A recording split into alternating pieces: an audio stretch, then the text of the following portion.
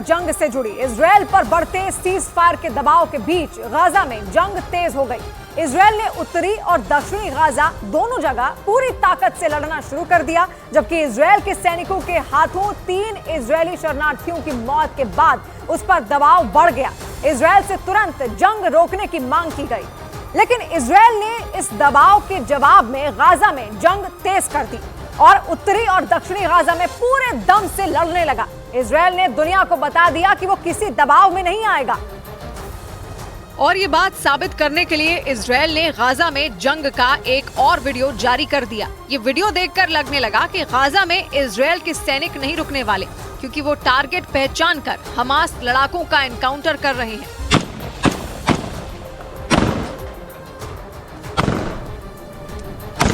Video में नजर आया कि इजरायल ने एक खास इलाके में ऑपरेशन किया। उसके सैनिक खतरे को सूंघते हुए आगे बढ़े और जैसे ही उन्हें दुश्मन के नजदीक आने की भनक लगी, फायरिंग शुरू हो गई। इजरायल के सैनिकों ने एक मकान को टारगेट किया और अंदर घुसने से पहले दरवाजे पर गोली चलाकर चेक किया कि अंदर कितना बड़ा खतरा है। जबरदस्त फायरिंग के बाद इजरायल के सैनिक अंदर दाखिल हुए और फिर इतनी जबरदस्त मुठभेड़ हुई कि पूरा इलाका धमाके और गोलियों की तड़तड़ाहट से गूंज उठा। ये भयंकर मुठभेड़ ऐसे समय में हुई जब इजरायल पर जंग रोकने का दबाव बन रहा है। लेकिन इजरायल ने जंग रोकी नहीं, उल्टा तेज कर दी। वो अब हमास लड़ाकों से आमने सामने की लड़ाई लड़ रहा है। ये वीडियो इसी का सबूत है, क्योंकि वीडियो में साफ साफ नजर आया कि मकान में घुसते ही इजरायल के सैनिकों को पता चल गया कि हमास लड़ाके कहाँ छिपे हैं और इसीलिए वो उन्हें देखते ही पीछे की ओर भागे। लेकिन भागते भागते उन्होंने उस कमरे में बम फेंक दिया जहां उन्होंने हमास लड़ाके को देखा था।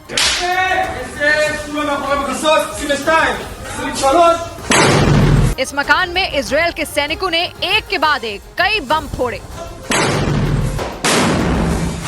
पहली मंजिल पर अपना काम करने के बाद ये सैनिक सीढ़ियों से ऊपर की तरफ बढ़े और हमास लड़ाकों की तलाश की। इस काम में इजरायल के सैनिकों ने ड्रोन का भी इस्तेमाल किया। उन्होंने जिस इमारत में ऑपरेशन किया वहीं की एक खिड़की से ड्रोन छोड़ दिया और ये ड्रोन जैसे ही वहां से निकला, इजरायल के सैनिक दबे पांव से उसके पीछे पीछे आगे बढ़ने लगे।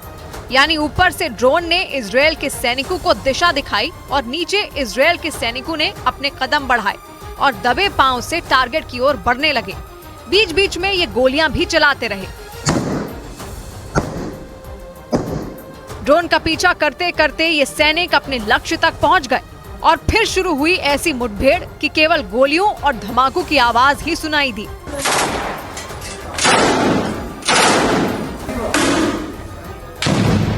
आर पार की इस लड़ाई में दूसरी तरफ से भी जबरदस्त जवाब दिया गया, क्योंकि वीडियो में नजर आया कि इजरायल के सैनिक एक इमारत से निशाना साध रहे थे और दूसरी तरफ से भी गोलियां चल रही थी। इजरायल ने पूरे गाजा में ऐसी ही भयंकर लड़ाई छेड़ रखी है। जबकि गाजा में घुसने से पहले इजरायल की सेना ने कहा था कि वो केवल उत्तरी गाजा में जंग लड़ेगा, लेकिन हमास के लादेन की तलाश ने इजरायल की सेना को उत्तरी गाजा से दक्षिणी गाजा पहुंचा दिया। और जंग के शुरुआती दौर में इजरायल के हमलों से सुरक्षित लग रहे दक्षिणी गाजा में हाहाकार मच गया। खान यूनिस इलाके की तो सूरत ही बदसूरत हो गई, क्योंकि वहां जबरदस्त लड़ाई चल रही है। इसका एक और वीडियो इजरायल ने फिर जारी किया। ये वीडियो एक ऐसी इमारत का है जहां जमीन के ऊपर ही नहीं, जमीन के नीचे भी हमास का ठिकाना है, या यूं कहें कि जमीन के ऊपर ईंटों का मकान है और नीचे सुरंग। और इजरायल के सैनिकों ने सुरंग का एंट्री पॉइंट ढूंढ निकाला और बंदूक की नोक उस ओर कर दी। इससे पहले उन्होंने मकान के अंदर खूब गोलियां चलाई। इजरायल के सैनिक छिपते छिपाते खंडहर में बदल चुकी इस इमारत तक पहुंचे और अंदर घुसने से पहले गोलाबारी की। दक्षिणी गाजा के खान यूनिस इलाके में इजरायल हमास लड़ाकों का एनकाउंटर कर रहा है, क्योंकि उसका कहना है कि हमास लड़ाके टनल में छिपे हैं और वो उन्हें वहां से निकालकर मौत के घाट उतार रहे हैं। इस काम में इजरायल यहाँ लोम और गोलानी ब्रिगेड जुटी है। इसके अलावा इजरायल की कई और टुकड़ियां हमास लड़ाकों का एनकाउंटर कर रही हैं और हमास लड़ाकों के साथ साथ उनके ठिकानों को भी उड़ा रही है। मुठभेड़ के इस वीडियो में भी यही नजर आया। क्योंकि दिन भर की गोलीबारी और बमबारी के बाद रात में इस इमारत को धमाके से उड़ा दिया गया और ये स्वाहा हो गई। लेकिन इससे पहले इजरायल के सैनिकों को हमास से तगड़ी टक्कर मिली, क्योंकि अगर इधर से गोलियां चली तो उधर से भी गोलियों का जवाब आया। खान यूनिस इलाके में हुई ये मुठभेड़ लंबी चली, इतनी लंबी कि लड़ते लड़ते शाम हो गई और आखिरकार इजरायल के सैनिकों ने इस इमारत को जलाकर स्वाहा कर डाला।